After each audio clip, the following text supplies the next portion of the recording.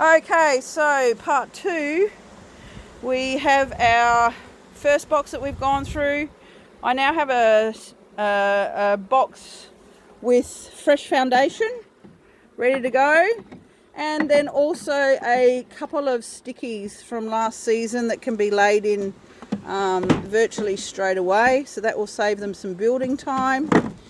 So let's sort out the rest of this hive. Okay, so we're going to go through the bottom box now. So what I'm looking for again is healthy brood. Make sure that the queen is not being it's called honey bounding. So if there's so much nectar coming in, the queen doesn't have room to lay babies, because this time of year the brood is getting bigger. Obviously I'm going to, let's clean this up again. I've got a couple of audience members at the moment. Okay, so I'm just gonna scrape that off again, remembering to tip my, okay, you want to squirt some smoke down here for me, so just along just this one. You can be quite specific with the, that's it, and all the way down. Beautiful, that's enough. So you can be quite specific with the smoker and use it on just small areas or one frame when needed, because too much smoke can actually also make the bees a bit grumpy. Enough smoke and they will move out the way. Not enough smoke and they won't. Too much and they'll get grumpy. A bit like us having smoke put in our face too. Alright, I'll get a little bit of smoke down this frame here. And yep, that's it. Move across. Beautiful. Right to the end. That's it. Lovely.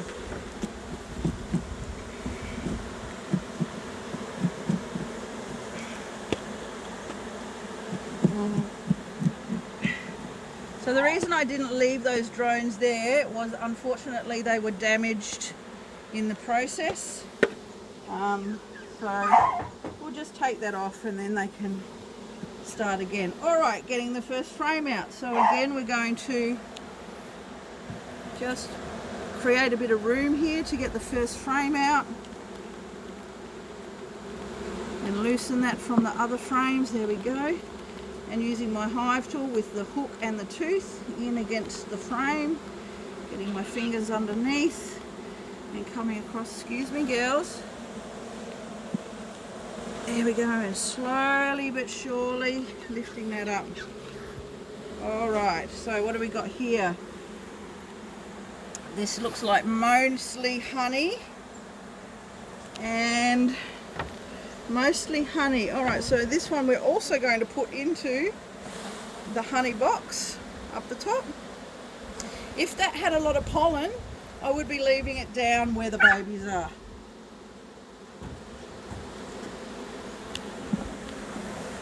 Alright, what do we got here?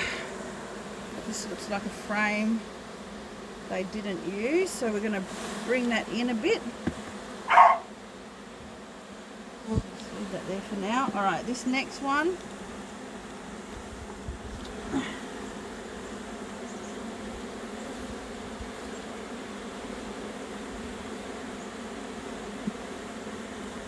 sorry girl, sometimes they get in the way just at the wrong time. Alright, let's have a look at this frame.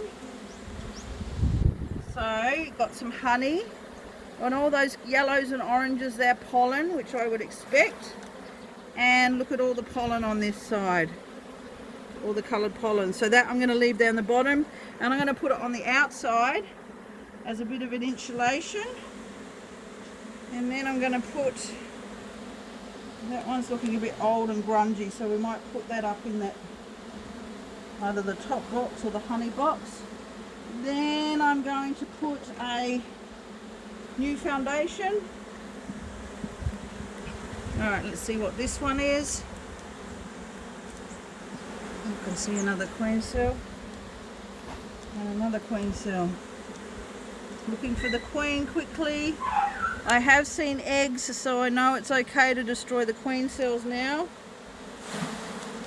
Alright, so here we go. There's a queen cell in there.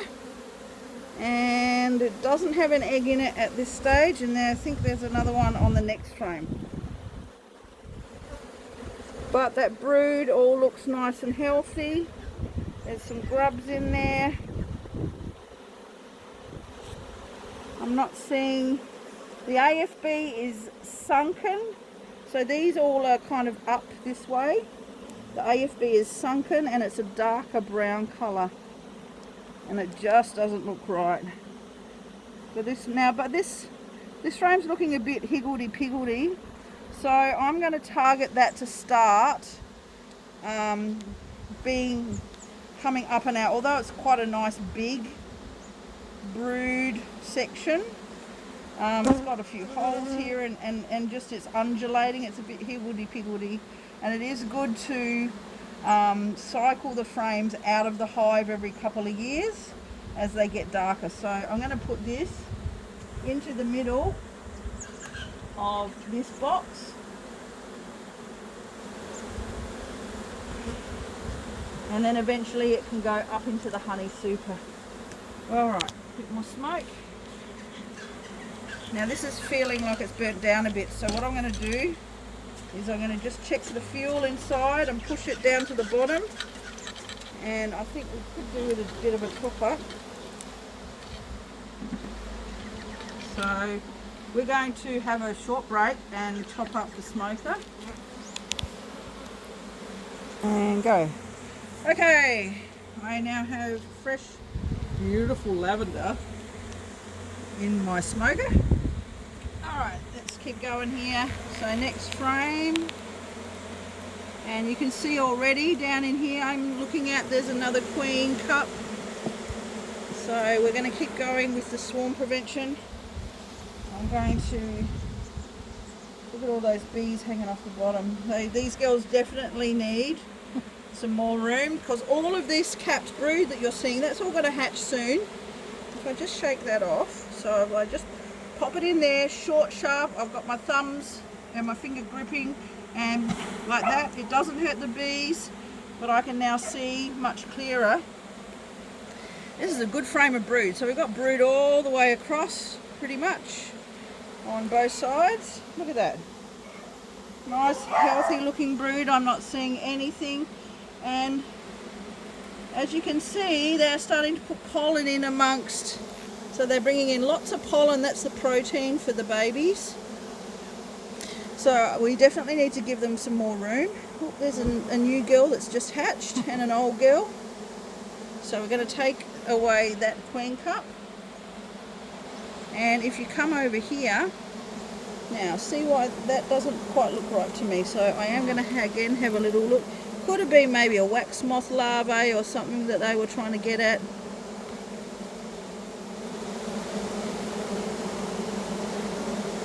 Okay, now I don't know if you can see how the larvae is pointing upwards. So when it points upwards like that, that tells me that it's not well. When they are healthy, if you come over to this side, these ones, you can see they're lying on their side and they're like a letter C. So these are healthy over here, but this one's pointing upwards. So what I'm going to do is I'll actually use that one to do a matchstick test. So can you just hold that a second, and I'm going to get a little stick.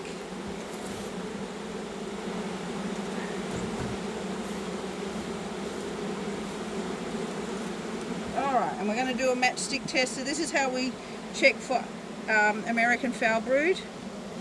So we are going to sacrifice this one little girl. So like I said, she's pointing upwards. It could be chalk brood, which is, you know, coming out of winter. Chalk brood's a bit of a mould.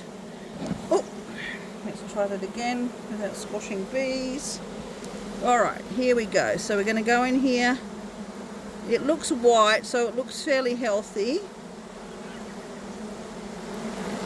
And I'm looking for the juice of it. See how the juice is white and milky and it's not stringing out like an elastic?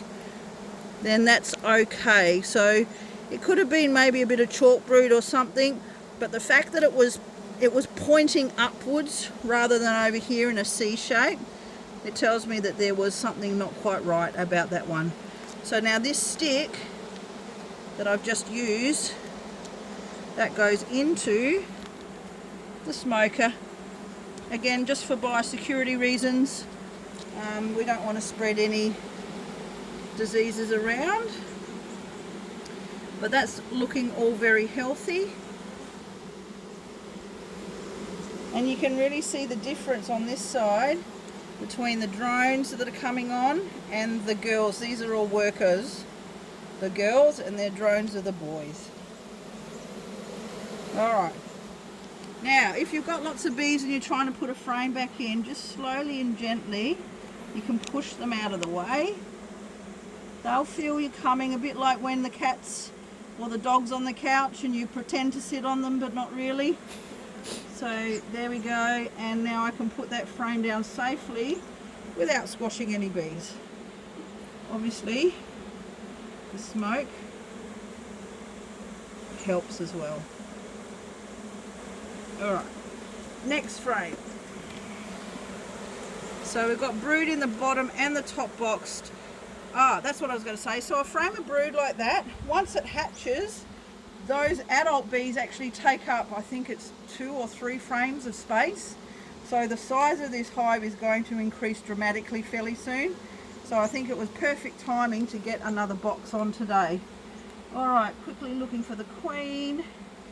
And you can see that frame's absolutely covered with bees. I can't see any of the cells underneath. So again, I'm just going to give it a shake. And now I can see. Alright, now what's going on with this bee here? She just stung somebody or something, I think. So that's her back end. She stung somebody or something. So unfortunately she's going to die. Aha, so you can see, can you see the white larvae in there? And see how they're on like a little C shape lying on their side? So they're nice and healthy. But over here, there's one with a hole in it, and travelling down a bit, there's another one with a hole in it. So again, I want to have a look and see what's going on there. Alright, so that bee's actually, can see eyes developing. So that's a good sign. And I don't know if you can see this white stuff around here. Maybe there was a wax moth larvae crawling around. So that could have been evidence of that, and the bees have dealt with it. So let's have a look at this one as well. And again, that's one that's pupating, so it's changing from a larvae into a bee. She's getting eyes now. So I'd say that maybe there was a wax moth larvae, and the girls have hygienically gotten rid of it. Right, I'm not seeing any queen cells there. No, that's all looking good. Alright, so next frame.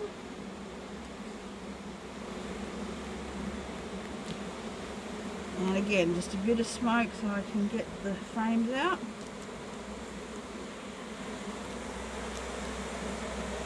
Using my tool as a lever to break it loose. Okay. Woo. So many bees. Oh, look at the pollen on it now. See how I'm putting the corner down? There we go. And then we'll look at some pollen here. Look at this. Bright orange pollen. And then coming across this way, I saw one with yellow pollen. So it comes in all, I've seen blue pollen, green pollen, white pollen, purple pollen. Alright, let's do another shake. So this pollen tells me this is a pollen frame. And sure enough, we've got lots of different coloured pollens in there, so that's protein. And if we focus in close, up here, see how this one is a matte colour and the ones next to it are shiny? So this is the pollen. They've brought it in and they've shoved it into the cell. This one is pollen that's mixed with nectar, and the nectar ferments the pollen, so that breaks down the protein back into amino acids. So this is like baby food. It makes it much better, much easier for the babies to digest. So you've got all of this bee bread around it, and then you've also got the pollens as well coming in. So they do a bit of cooking, the old bees do. Very clever. Okay, now the last frame. So that pollen one, again, I'm going to use that as an outside frame because I want to introduce some new frames down here into the brood area. Now, come in close here. See these girls with their bums up in the air fanning? And can you see the little spot on there? They actually have a pheromone gland there themselves. And because we've been messing with the hive, they're sending out a pheromone to the foragers that are coming home, telling them it's okay, things have changed, but we're still here. So a bit like the guy with the flags and the lights at the airport on the runway. They're doing that with smell. It has a special name, but I can't remember what it is. All right, now this one also has pollen. It's mainly honey this side, but they've got quite a bit of pollen that side. So I'm actually going to flip it around. I'm going to put the honey on the outside and the pollen on the inside. So it's close access for the babies. And I'm actually going to leave this one down the bottom here. All right, let's put this hive back together. Okay, so honey and pollen. Let's go.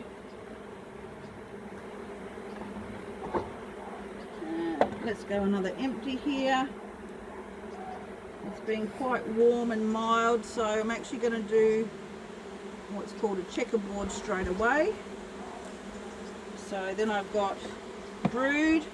I'm going to put another empty in here. Excuse me, girls.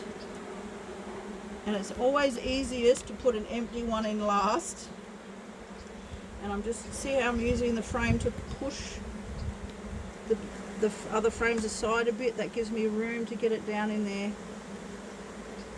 Okay, so we've got pollen, an empty frame, brood, an empty frame, brood, an empty frame, pollen, pollen and honey. First box done. I'm going to just get all the bees off of here. Actually use our brush. One of the few times I'll use a brush.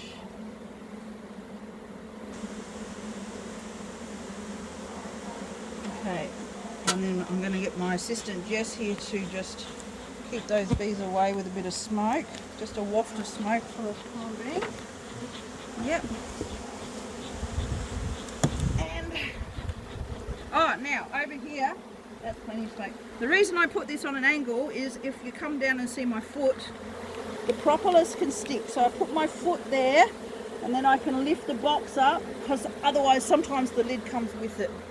All right, and now I'm going to gently again put this on an angle. So I've only got just points touching. And then I'm going to spin that box. Just a quick smoke to move the bees out the way. And spin the box. Ooh. There we go.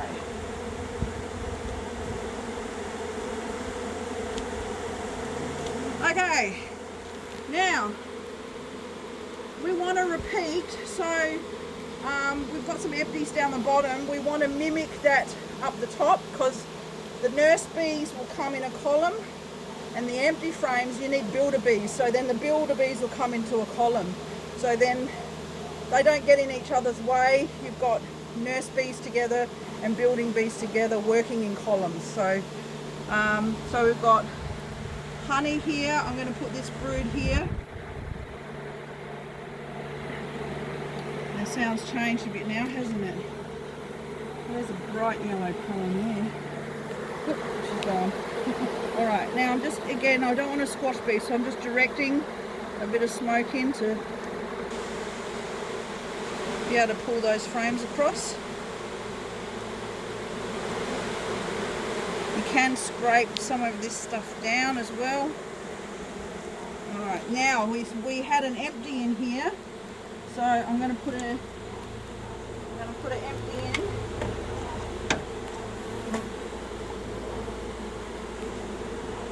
Empty. Then we have another brood.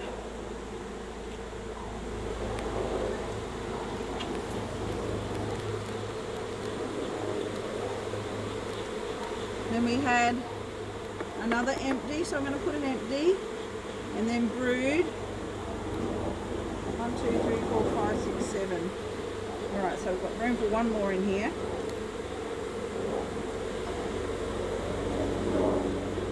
I'm just using the smoke to move the bees out of the way.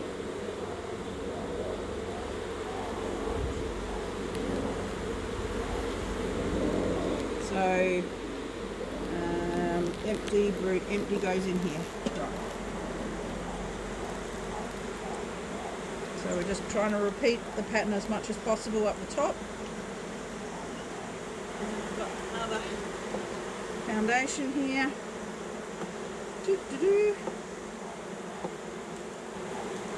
In it goes. Beautiful. Now, you don't have to use a queen excluder, but we are going to. What this does is it keeps the babies down the bottom, and then the top becomes honey. You can work without a queen excluder, and then you tend to get brood from the top right down to the bottom and the honey on the outside. So neither way is right or wrong. Sometimes you'll be lucky and they'll stay down the bottom and the queen won't go up the top. It really depends on how cold it is, what the season's doing, the type of queen you've got. But we are going to put a queen excluder on. I'm just going to gently, excuse me gals, out the way. Alright, and now our final box.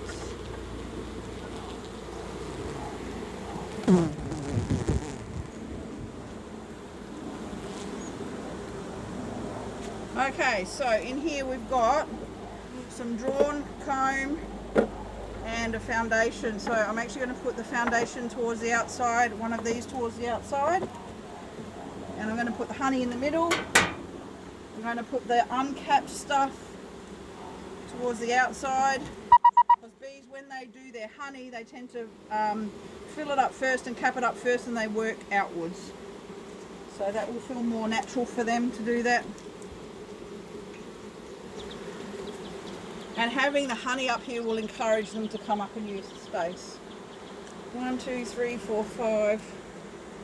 Aha. There's the other frame I'm looking for.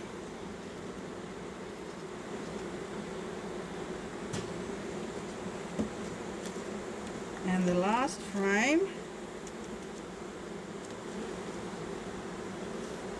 This old one we pulled out. Now there's a bit of mold on it. The bees will clean that up. That's what they're doing this time of year. So in the winter they huddle together and housekeeping goes by the wayside a little bit. But the bees will come in now and they'll lick that up and clean it all up, and then they'll fill it up with honey. So we are done. In the cover on. Lid on. These off so I don't squash them. They are very happy little Vegemite. Obviously they're a bit disturbed at the moment, but they will settle down in about an hour and everything will go back to normal. So I'm really happy with this hive. It's overwintered really well, and thank you for letting me share. That's what a spring check pretty much looks like. The next job would be next time would be a sugar shake to do a varroa mite test, which we do twice a year here in Australia. We're lucky at this point. We don't have varroa here in Australia at 2021, touch wood. So we're doing sugar shake tests at least twice a year. So that would be the next job to do here when you go in.